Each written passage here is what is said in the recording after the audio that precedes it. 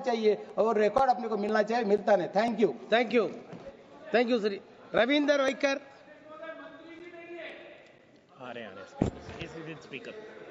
धन्यवाद अध्यक्ष महोदय, मैं आपका धन्यवाद करता हूं कि आपने मुझे बॉयलर बिल 2024 पर अपने विचार रखने का अवसर दिया।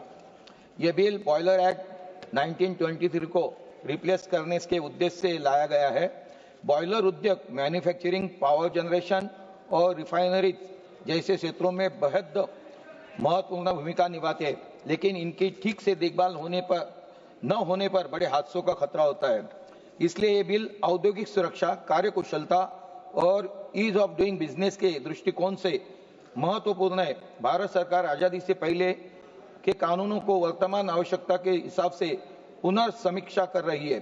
बॉयलर एक्ट 1923 एक ऐसा ही कानून है जिसमें आखिरी बड़ा संशोधन 2007 में हुआ, जिसमें इंडिपेंडेंट थर्ड पार्टी इंस्पेक्शन का प्रावधान जोड़ा गया है।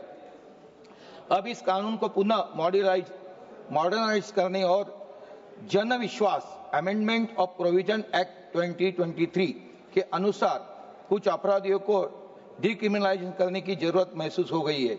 इसलिए बॉयलर बिल 2024 संसद में लाया गया है। इस बिल के अंतर्गत ओल्ड प्रोविजन को हटाया गया है तथा नए डेफिनेशन और प्रोविजन शामिल किए गए हैं। सभापति महोदय, इस बिल के प्रमुख प्रावधान इस प्रकार है। एक, बॉयलर्स के संचालन से पहले रजिस्ट्रेशन की जरूरी होगी, जिसका रिन्यूअल हर 12 महीने में होगा। मैन्युफैक्चरिंग और इरेक्शन स्टेज में के दौरान इंस्पेक्शन और सर्टिफिकेशन जरूरी है। बॉयलर्स में अल्टरनेशन या रिपेयर्स के लिए चीफ इंस्पेक्टर से पहले अप्रूवल लेना हो जरूरी होगा। दुर्घटना होने पर 24 घंटे के अंदर रिपोर्ट करना जरूरी है। इंस्पेक्शन राज्य सरकार के इंस्पेक्टर और कुछ authorise private third party inspection द्वारा किया जाएगा।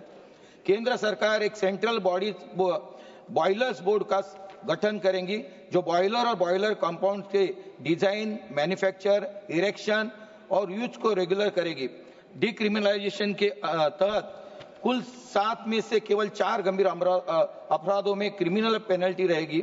बाकी के लिए फाइन की जगह पेनल्टी का प्रावधान है। पेनल्टी को अब एग्जीक्यूटिव मैकेनिज्म के जरिए लगाया जाएगा। कोर्ट्स की आवश्यकता नहीं होगी। सेंट्रल गवर्नमेंट, स्टेट गवर्नमेंट और बॉयलर्स बोर्ड के फंक्शंस और पावर्स को स्पष्ट रूप से परिभाषित किया गया है। मेरे कुछ मुद्दे, environmental concern, industrial steam boiler से भारी मात्रा में वायु का प्रदूषण होता है। मई 2023 में पर्यावरण मंत्रालय ने इमिशन स्टैंडर्ड को कमजोर किया। बॉयलर्स बोर्ड से इन्वायरमेंट कॉम्प्लायंस एक्सपर्ट को शामिल किया जाए ताकि पर्यावरण को मानकों का पालन सुनिश्चित हो सके। पेनल्टीज और टाइमलाइंस, बॉयलर्स एक्सप्लोजन, ओवरहीटिंग और लीकेज जैसी घटनाओं में कई जाने जा गई है। इस बिल में पेनल्टीज बेहद कम कर दी है, इन्हें बढ़ाया जाए। साथ ही इंस्पेक्शन और अप्रूवल के लिए स्पष्ट टाइमलाइन निर्धारित हो ताकि भोपाल गैस ट्रेजेडी जैसी दुर्घटना को टाला जा सके। इंश्योरेंस बेस्ड इंस्पेक्शन, यूके और साउथ अफ्रीका जैसे देशों में इंश्योरेंस बेस्ड इंस्पेक्शन प्रणाली है। बिल में सेल्फ रेगुलेशन और इंश्योरेंस ड्राइव इंस्पेक्शंस को शामिल करने में सुरक्षा बढ़ेगी और डिले कम होगा। सभापति महोदय, जुडिशियल रिकोर्सेस, इस बिल में केंद्र और राज्य सरकार ने डिसीजन को कोर्ट में चैलेंज नहीं किया जाएगा, ये प्रावधान नहीं है। केवल हायर कोर्ट में रिट पिटीशन का विकल्प है। मेरी मांग है कि बेहतर अपीलेंट मैकेनिज्म बनाया जाए। पावर टू एग्जम्प्ट, राज्य सरकार को पूरे इलाके में एग्जम्पशन देने की शक्ति है, ये सुरक्षा के लिए सही नहीं है। बॉयलर्स कानून पूरे देश में एक समान होना चाहिए। एक second, self certification, ease of doing business के लिए कई राज्यों में सेल्फ सर्टिफिकेशन प्रावधान है, इस बिल में स्पष्ट रूप से शामिल किया जाए।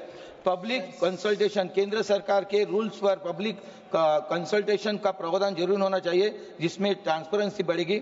ये बिल वर्तमान आवश्यकता के अनुसार तैयार किया गया है, जो औद्योगिक बॉयलर पर्सनल और इम्प्लीमेंट के लिए उपयोगी साबित होगा। इसे मॉडर्न ड्राफ्टिंग प्रैक्टिसेस के अनुसार बनाया गया है, इसमें जिसे समझना और लागू करना आसान होगा। अंत में कहना चाहूंगा, इस बिल इंडस्ट्री सेफ्टी के लिए बेहद महत्वपूर्ण होगा। मेरा विश्वास है सरकार इन सुझावों को अपनाकर बिल को प्रभावी करेगा।